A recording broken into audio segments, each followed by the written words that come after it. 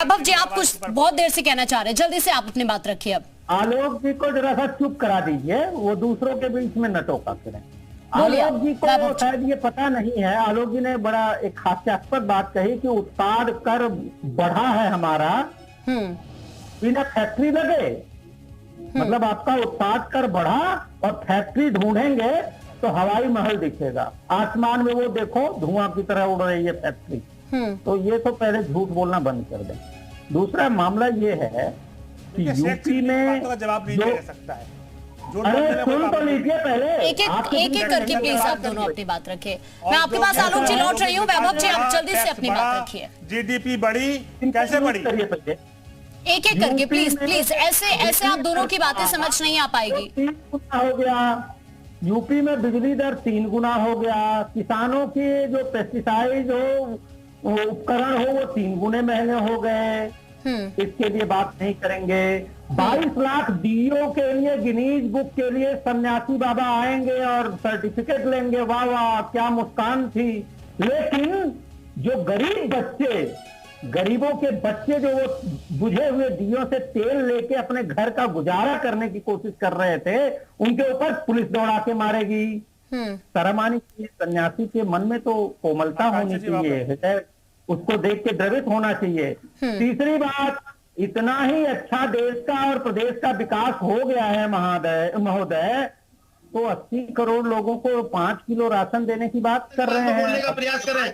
ये जब देखा भाजपा विरोधी जितने भी दल हैं, जितने भी प्रवक्ता हैं, जब देखते हैं वो भाजपा को निशाने पर रहकर बात करते हैं, इसीलिए इसमें गिरावट आ रही है। धर्मेंद्र जी, दीपक का तेल अशुभ होता है, उसको इस्तेमाल नहीं करना चाहिए। क्यों अशुभ होता है, आइए हमारे यहाँ बताते हैं उसमें कितने अवगुण होते हैं। अरे भैया, गरीब आदमी के लिए अशुभ नहीं होता, गरीब आदमी के लिए खाना, जूठा खाना खाने को मजबूर हो जाता है। हमें मत समझाइए, कितने कांग्रेसी पहुंचे थे तो उन गरीबों के पास वहां से पहुंच कर उनको तेल की बोतलें देते ना, उनको दान करते थे इनकी बोतलें, एक आध टैंकर पहुंचा देते वहां तेल का, तो उससे ले लेते। कम से कम कांग्रेस का कुछ तो अच्छा प्रयास होता। खाने को मजबूर है। एक टैंकर कांग्रेस भेज देती, एक टैंकर समाजवादी पार्टी भेज देती तेल का वहां पे, तो हमें लगता है कि बहुत अच्छा होता। उत्तर प्रदेश में पहली ऐसी कोई विचारधारा रहती जिससे गरीबों का कल्याण होता।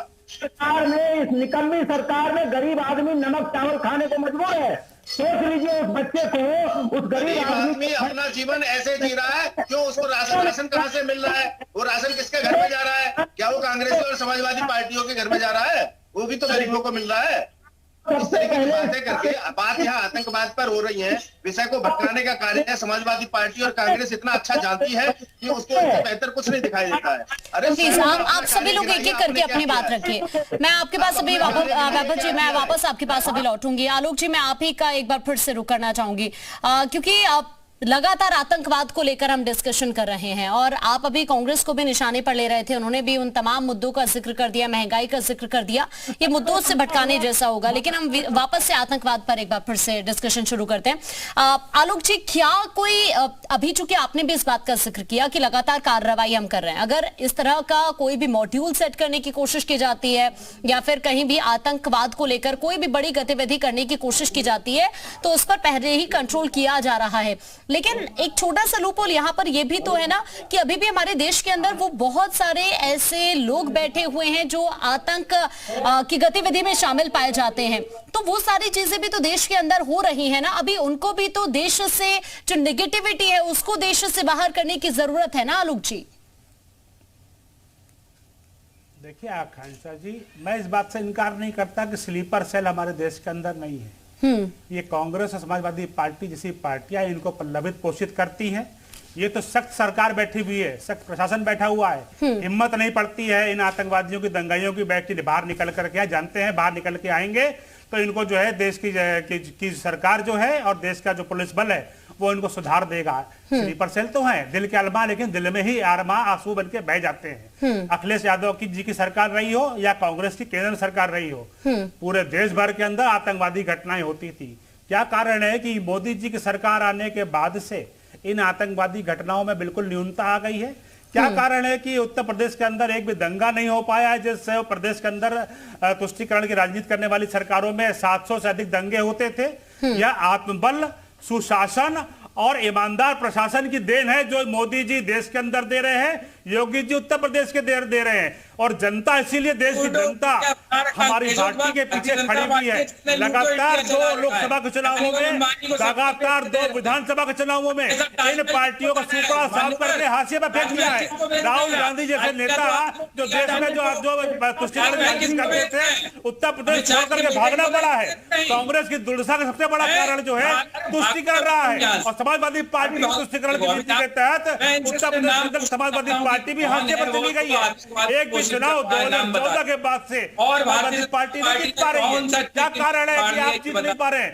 228 विधायक थे आपके 2012 के इलेक्शन में, और 2017 में आपके मात्र 47 विधायक क्यों रह गए? इसलिए का कारण ये कि तुष्टिकरण, दंगाइयों का पोषण और आतंकवादियों और अपराधियों का जो आप इसलिए जनता है। प्लीज आप सभी लोग प्लीज एक एक करके अपनी बात रखिए। इस तरह से किसी की भी बात समझ नहीं आ रही है। समर्थन वाले सरकार से आए। आलोक जी सवाल उठाए, अब मैं जवाब ले लेती हूँ। आशीष जी आप अपनी बात रखिए, प्लीज एक एक करके आप सभी बात रखिए। वैभव जी मैं आपके पास भी लौट रही हूँ, आपको भी मैंने बोलने का मौका दिया। ऐसे आपकी किसी की भी बात समझ नहीं आ पा रही है, आप सवाल उठाएंगे, जवाब आपको मिलेगा। प्लीज आशीष जल्दी से आप अपनी बात रखिए। मैं इनसे पूछना चाहता हूं कि इन्होंने कहा कि आतंकवाद को कांग्रेस और समाजवादी पार्टी पोषित कर रही है। कौन है वो नेता जो पोषित कर रहा है? क्यों नहीं अभी तक उसको जेल में डाला गया? उसका नाम क्यों बताए? क्या कौन है जिसने किया है? उसके खिलाफ क्या कार्रवाई करी? नाम बताएं। कौन है वो नेता जिसने आतंकवाद पोषित किया है? ठीक है, सवाल आपने उठाया आलोक जी, आप जल्दी से जवाब दीजिए। जबकि न्यायालय बैठा हुआ है। कौन है वो नेता? नाम बताओ उसका।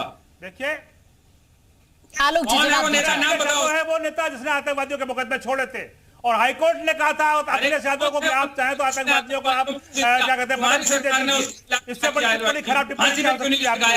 ठीक है, मैं आपके पास वापस लौटूंगी। वैभव जी आप अपनी बात रखिए, समय का अभाव है, जल्दी से प्लीज वैभव जी।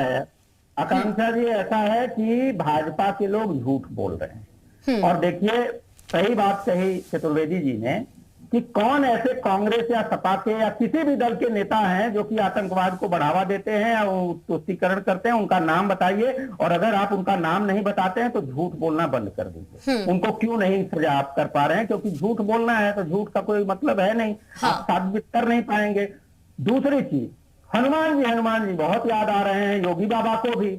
योगी बाबा, हनुमान जी ने किष्किंधा से गदा उठाई अपने घर कर्नाटक से, वहां भी चलाया, मध्य प्रदेश में भी हनुमान जी गदा चलाएंगे, छत्तीसगढ़ में भी चलाएंगे, राजस्थान में। ठीक है, खैर ये तो समय बताएगा, अभी मुद्दा ये नहीं है, समय का अभाव है। बहुत शुक्रिया आप सभी खास मेहमानों का हमारे से जुड़ने के लिए और इस चर्चा का हिस्सा बनने के लिए। यहाँ एक छोटा